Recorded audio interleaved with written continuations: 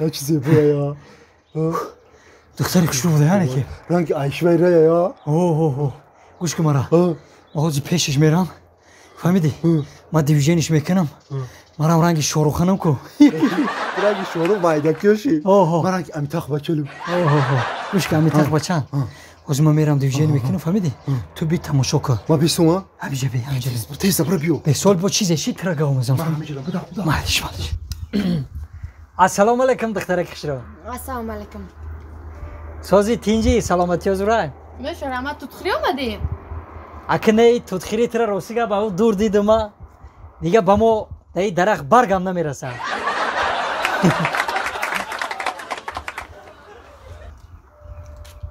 مرحمت گرفتن گیرید نه من بس کردم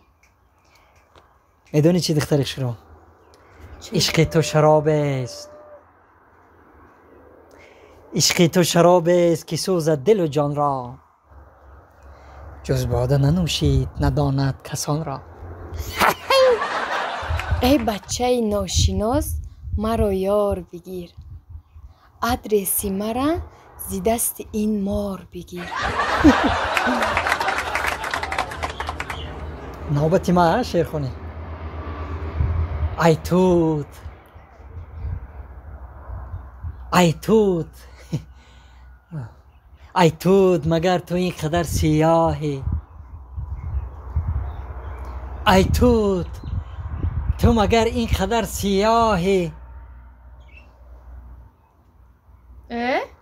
توتی سفیدم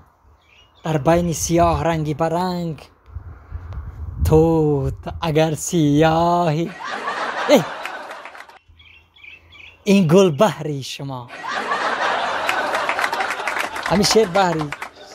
گل بحری گل دستی مرا بین یاری مستی مرا بین می سوزم در غمکاش گل پرستی مرا بین ای دختری چشکبود بگو چی نام داری ای دختری چشکبود بگو چی نام داری و مثل خود یکم دوگانه زیبا نداری دوگانم کتی گشتی شرمی تو نیامد جورت چی گناه داشت نامه راش ندادی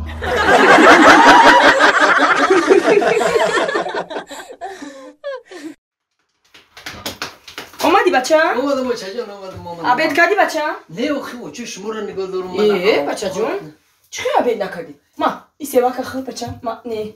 ای رحمت حالا استوما تو کنی بچه جون این روزا چون ما 3 تا 5 گرفتم چند درس خوندی بچه؟ 5 تا خریه 5 5 تا درس خوندی؟ 5 تا درس خوندم 3 تا 5 گرفتم بود 2 تا 4 مولدس الفانی چی 5 گرفتی؟ یا تا ورزش تربیت جسمانی گرفتم 5 وای موسیقی اکو موسیقی سرود خوندم وای دا 5 گرفتم با مولدس با تعلیم مهنت گیری ای وای 5 گرفتم با هم 3 تا 5 گرفتم ای بچه